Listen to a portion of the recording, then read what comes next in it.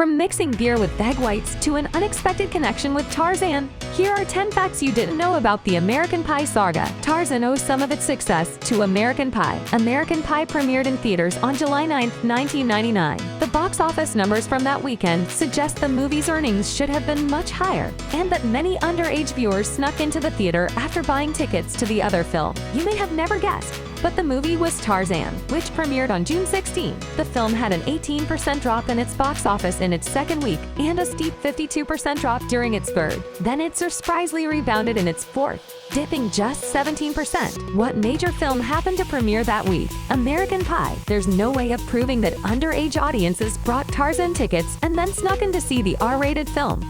But the proof is in the box office pudding. The week after American Pie premiered, Tarzan's box office numbers went back to normal. Stifler is inspired by a guy in jail. The character Steve Stifler is based on Adam Herz's high school classmate, a man named Brian Krebs. Both of them graduated from East Grand Rapids High School in 1991. Sadly, the real Krebs is currently in prison on second-degree charges for stabbing someone in 2011. Herz has denied Stifler is based on Brian, but two people who are familiar with the screenplay admitted the connection. Knowing how his story ended, we can understand why Herz would try to separate the character from the man. The former title of the screenplay was very different. Adam Herz wrote the original screenplay in 6 weeks and gave it the greatest title you've ever heard of: untitled teenage sex comedy that can be made for under $10 million that most readers will probably hate, but I think you will love. Almost 70 directors declined the offer to work in the movie due to its title and controversial plot.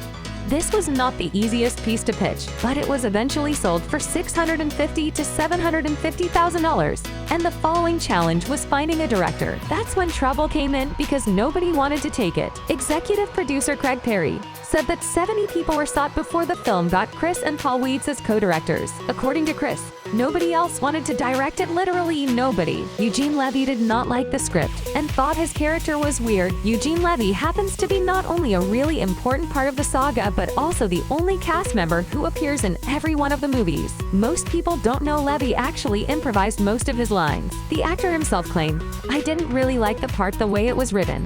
It was a little creepy, so I made him more square." He also explained that he wanted to make the character feel like a father who actually cared about his son, so he spoke with the directors and improvised his scenes. The result is seen in the film. The pale ale ingredients were not what the movie made us think. This might sound obvious, but with these guys, you never know. The drink was actually beer mixed with egg whites, which must have been a relief for Swan William Scott, who only got paid $8,000 for his role in the original movie. A body double got fired when he was already on set. There was a body double requested for the adult scene with Jim, portrayed by Jason Biggs, and Michelle, portrayed by Hannigan's Michelle. Apparently, the body double for Jason Biggs wasn't really familiar with the job's requirements, because he showed up on set with an 8-inch scar across his stomach, which, of course, Jason did not have. He was obviously fired. The wrong Blink-182 drummer was credited. One of the most remembered moments of the first film is when Jim decides to commit a felony while secretly recording Nadia changing clothes and broadcasting it to his friends via webcam. Then, the stream goes out to people far beyond their social circle. The film cuts between Kevin,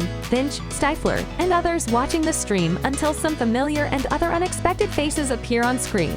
Members of the band Blink-182. The month before the film was shot, the band had released its third album, so they agreed to make a cameo. The members are credited at the end of the movie as Mark Hoppus, Thomas M.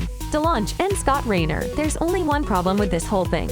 The drummer who appeared in the film is Travis Barker. Rayner was the band's former drummer but had already been replaced by Travis by that time. Chris Klein and other actors were left out of American Wedding on purpose. The success of the franchise is undeniably related to its charming cast. So when half of the cast was missing from 2003's American Wedding, it was a huge disappointment for the fans of the franchise. Oz was one of Jim's closest friends, and it did not make too much sense that he was not present. According to Chris Klein, he was never called to reprise his role in the film. Most of the cast did not land big roles after the success of the franchise. Considering how popular the first two films were, it was expected that the actors to land big roles and develop successful careers. But this did not happen. Allison Hannigan and Sean William Scott are the most successful by far, with the former starring in How I Met Your Mother, and the latter landing some starring roles during the mid-2000s. Hannigan could not get major film roles, and Scott had trouble separating from his character Stifler.